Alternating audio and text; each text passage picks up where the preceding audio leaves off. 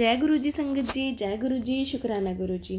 संगत जी, अगर आप चैनल पे पहली बार आए हैं तो चैनल को सब्सक्राइब कर लीजिएगा और बेल आइकन को प्रेस कर दीजिएगा, जिससे कि आने वाले हर नए सत्संग की अपडेट आपको मिल सके और आप गुरु जी के प्यारे सत्संग सुन सकें।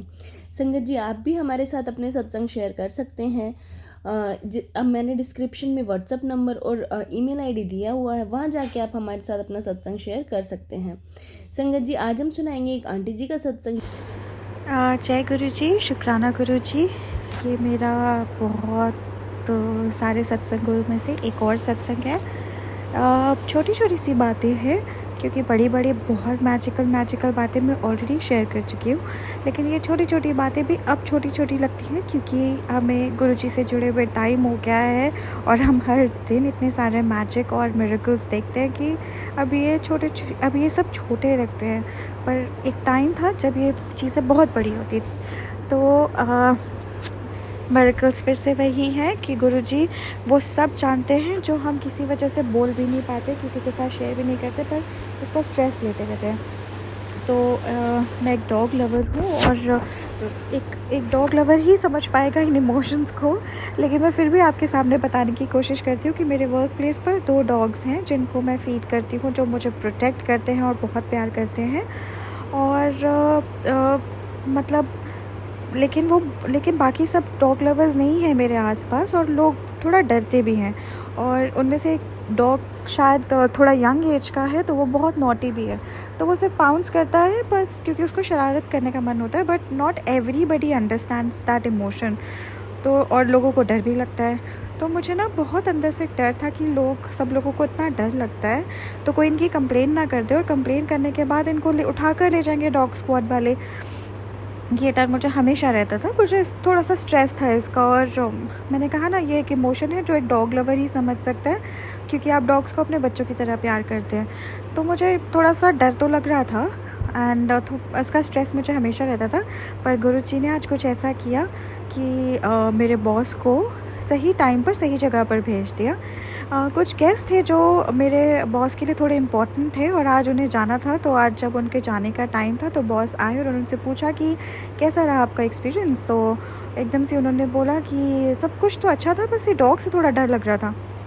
And I was like, oh god, why did they even talk about it, because अब तो my boss will try and get rid of the dogs.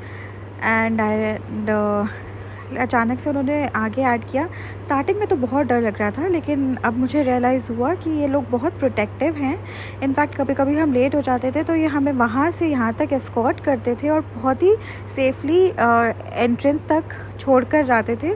और ये मुझे बहुत देर से रियलाइज़ हुआ, but it is such a pleasure कि ये हम यहाँ पर हैं। स्टार्टिंग में 1-2 दिन डर को मैनेज करा, इसलिए हम ये समझ पाए कि ये बहुत प्रोटेक्ट करते हैं। And I was so happy. ये मेरा एक स्ट्रेस था जो मैंने कभी किसी के साथ शेयर नहीं किया, बिकॉज मुझे पता था कि not everybody can understand this.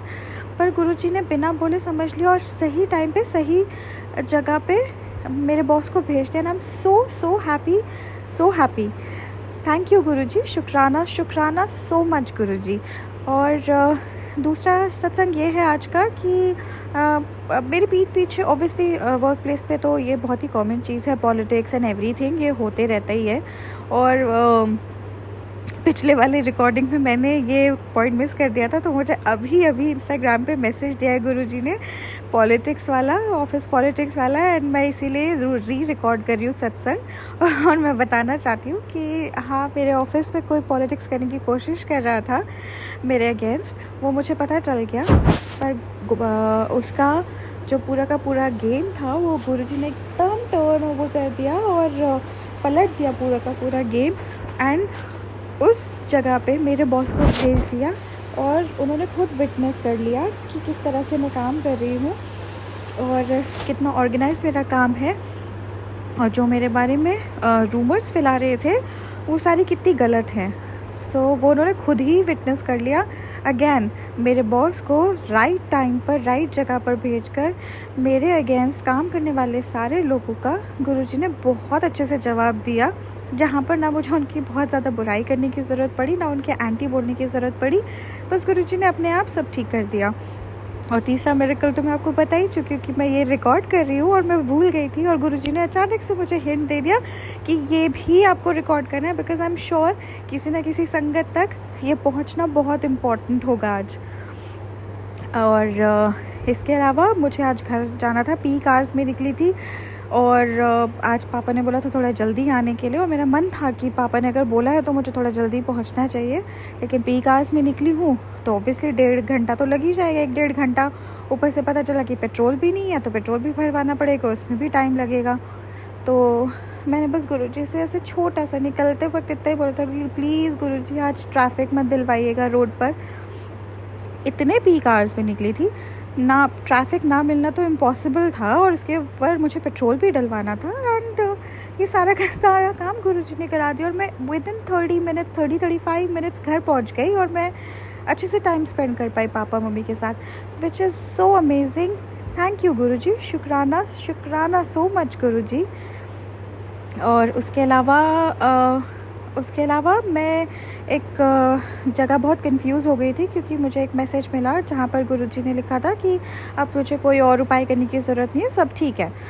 And I was like कि अभी तो गुरुजी ने मुझे 7 ट्यूसडेज़ को लड्डू चढ़ाने के लिए बोला है, और अब गुरुजी का ये मैसेज आया है, और हम आलसी होते हैं ना तो अपना कन्वीनियंस ही देखते हैं। तो मैंने फटाफट ये समझ लिया कि अरे ये तो मेरे लिए, जबकि मुझे थोड़ा डाउट था कि शायद ये मैसेज मेरे लिए नहीं है, बट फिर भी मेरे को लगा हाँ मुझे अब कोई उपाय नहीं है ना, गुरुजी ने संभाल लिया सब कुछ।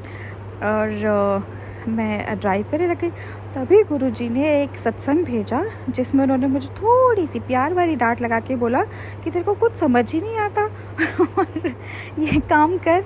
और मैंने फिर वो सत्संग सुना तो उसमें गुरुजी थोड़ा सा डांट लगा कि मुझे यही समझा रहे हैं कि चुपचाप जो 7 मंगलवार बोला है लड्डू चढ़ाने के लिए वो चुपचाप करो। और सही टाइम पे गुरुजी ने बोल दिया, बिकॉज़ मैं गई घर और मैंने जल्दी से लड्डू ख़रीदे और अपना जो गुरुजी ने उपाय बताए हैं वो करे, और टाइमली कर दिया, वरना मुझे लड्डू भी नहीं मिलते और मंदिर भी बंद हो जाता। सो अगेन शुक्राना गुरुजी। और उसके अलावा गुरुजी ने मुझे ये भी बताया कि इसके अलावा ट्यूसडे एंड सैटरडे को मुझे घर में 3 दिए जलाने हैं, एक मंदिर में जहाँ गुरुजी का स्थान है, एक तुलसी माँ पर, और एक घर के एंट्रेंस पर, तो एंट्री गेट पर। तो शुक्राना गुरुजी, बहुत बहुत बहुत ज़्यादा शुक्राना। और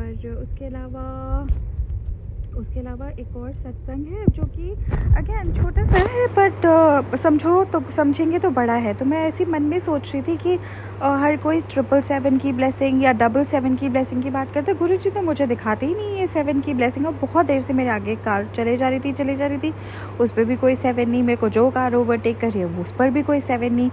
तो मुझे सत्संग में सुन रही थी जिसमें गुरुजी मुझे प्यार से डांट लगा रहे थे, उसके एकदम बाद ही सत्संग आया, या पता नहीं उसी सत्संग में एक आंटी जी ने बताया कि मुझे गुरुजी ने नंबर 7 की ब्लेसिंग दी, क्योंकि 5 + 2 = 7, और मुझे ब्लेसिंग मिल गई। एंड देन आई रियलाइज ओ हाँ, ज़रूरी थोड़ा ना कि गुरुजी बहुत डायरेक्ट ब्लेसिंग देंगे। और ऐसे मैंने रियलाइज़ किया कि मेरे सामने तो कार जो जा रही है उसका नंबर तो 52 समथिंग है, देन मेरे को जो कार मेरे आगे जा रही हो वो कभी 43 है, कोई 52 है। तो इस तरह से मुझे गुरुजी ब्लेसिंग दे रहे हैं 7 की, पर क्योंकि मैं बहुत ही फोकस्ड और डायरेक्ट और टनल व्यू के साथ हर चीज़ देख रही हूँ, तो मैं समझ नहीं पा रही कि मुझे ब्लेसिंग्स मिल रही हैं, पर मैं समझ ही नहीं पा रही हूँ। तो गुरुजी ने आज मुझे थोड़ी ब्लेसिंग देने के अलावा थोड़ी बुद्धि भी ब्लेस करी कि मैं उनके सारे तो नहीं पर कुछ इशारे समझ पाऊँ। शुक्राना, बहुत बहुत बहुत बहुत शुक्राना गुरुजी। और आप सभी को शुक्राना जो मेरा सत्संग सुन रहे हैं, और आपको भी जो मेरा सत्संग शेयर कर रहे हैं।